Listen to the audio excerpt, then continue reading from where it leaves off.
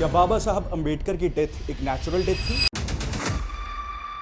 या फिर लगातार उन्हें कांग्रेस से मिले तिरस्कार और उनके खिलाफ की गई पॉलिटिक्स ने उन्हें डिप्रेशन की ओर भेजा?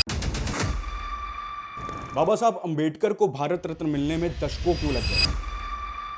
उनकी तस्वीर को कभी पार्लियामेंट में क्यों नहीं लगाने दिया गया? क्या यह बात सच नहीं है कि राहुल गांधी के परनाना जवाहरलाल नेहरू ने इलेक्शंस में बाबा साहब के खिलाफ कैंपेनिंग की थी? खुद को दलितों का मसीहा और संविधान का रक्षक बताने वाली कांग्रेस पार्टी, जो बात बात पे ये लाल किताब उठा देने वाले लोग, क्या इन सवालों का जवाब देंगे आज? नमस्कार दोस्तों, क्या आपको पता है कि कांग्रेस ने डॉक्टर बाबा साहब भीमराव अंबेडकर के साथ कितना बड़ा अन्याय किया है? भारत रत्न से लेकर उनके पोर्ट्रेट को पार्लियामेंट में ना लगाने देना, ये वही कांग्रेस है जो आज SC ST कम्युनिटीज के सबसे बड़े शुभचिंतक बनते हैं, लेकिन उनका असली चेहरा तो कुछ और ही है। आजादी के बाद बाबा साहब को इलेक्शंस में हराने के लिए कांग्रेस ने कोई कसर नहीं छोड़ी थी। पंडित नेहरू ने खुद उनके खिलाफ नेगेटिव कैंपेनिंग की थी और उनकी हार को अपनी प्रेस्टीज का सवाल बनाया था। 2 बार इलेक्शंस में उन्हें हराने के बाद भी कांग्रेस उनके योगदान को एक्सेप्ट करने के लिए कभी तैयार नहीं हुई। अंबेडकर जी अनुसूचित जातियों को लेकर कांग्रेस की नीतियों से खुश नहीं थे। इसके अलावा हिंदू कोड बिल पर भी कांग्रेस के मतभेद के चलते 27 सितंबर 1951 को उन्होंने अंतरिम सरकार से रिजाइन किया था। 2 लोकसभा चुनाव में मिली हार के बाद कांग्रेस के ही कैंडिडेट उनके सामने खड़े किए गए। नेहरू ने उनके खिलाफ दुष्प्रचार किया। लगातार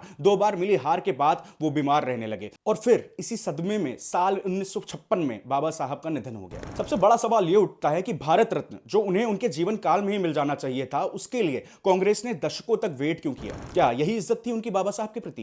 पार्लियामेंट में उनकी फोटो को जगह तक नहीं दी गई। क्या ये कांग्रेस की दलित कम्युनिटीज के प्रति असली सोच को दिखाता है? कांग्रेस के रेजिमे के दौरान ही SC ST कम्युनिटीज के साथ सबसे ज्यादा अत्याचार हुए। इतिहास गवाह है कि कांग्रेस ने दलित कम्युनिटीज के एम्पावरमेंट के लिए कुछ भी सब्सटैंटिव नहीं किया और आज जो वो ये नाटक दिखावा कर रहे हैं SC ST कम्युनिटीज का शुभचिंतक बनने का, वो उनकी पुरानी गलतियों को कवर अप करने के लिए। होम मिनिस्टर अमित शाह जी ने पार्लियामेंट में कांग्रेस के काले करतूतों का सच दिखाया कि कैसे बाबा साहब की लेगेसी को खत्म करने की पूरी पॉसिबल कोशिश की और SC ST कम्युनिटीज के लिए कुछ भी नहीं किया। और अब जब उनका ये सच सामने आया है तो वो बस नौटंकी कर रहे हैं। देखिए इस वीडियो में क्या कहा होम मिनिस्टर जी ने। अभी एक फैशन हो गया है, अंबेडकर अंबेडकर अंबेडकर अंबेडकर अंबेडकर अंबेडकर। इतना नाम अगर भगवान का लेते तो 7 जन्मों तक स्वर्ग मिल जाता। अच्छी बात है ना? ना सुनिए तो, सुनिए ना, आप सुनिए ना, मैं बताता हूं। हमें तो आनंद है कि अंबेडकर का नाम लेते हैं। अंबेडकर का नाम अभी 100 बार ज्यादा लो, परंतु साच अर्थ में अंबेडकर जी के प्रति आपका भाव क्या है ये मैं बताता। मान्यवर, अंबेडकर जी को देश की पहली कैबिनेट से इस्तीफा क्यों दे दिया? अंबेडकर जी ने कई बार कहा कि अनुसूचित जातियों और जनजातियों से हुए व्यवहार से मैं असंतुष्ट हूं। सरकार की विदेश नीति से मैं असहमत हूं और आर्टिकल 370 से मैं असहमत हूं। इसलिए वो छोड़ना चाहते थे। उनको आश्वासन दिया गया, आश्वासन पूरा नहीं हुआ। उन्होंने इग्नोरेंस के चलते इस्तीफा दे दिया और एक श्री BC रॉय ने पत्र लिखा कि अंबेडकर और राजा जी जैसे 2 महानुभाव मंत्रिमंडल छोड़ेंगे तो क्या होगा।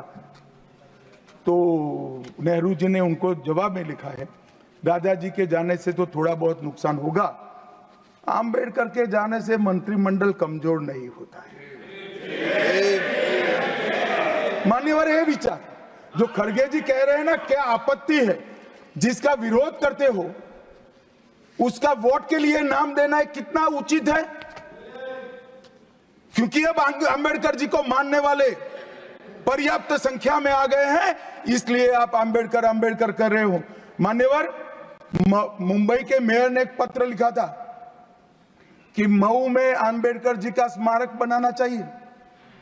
मऊ में जो अंबेडकर जी का जन्म स्थान था, सुझाव लिखा। उन्होंने कहा आमतौर पर स्मारक निजी पहल से बनाने चाहिए। यदि सरकार किसी प्रकार की सहायता करती है तो वो उचित नहीं होगा।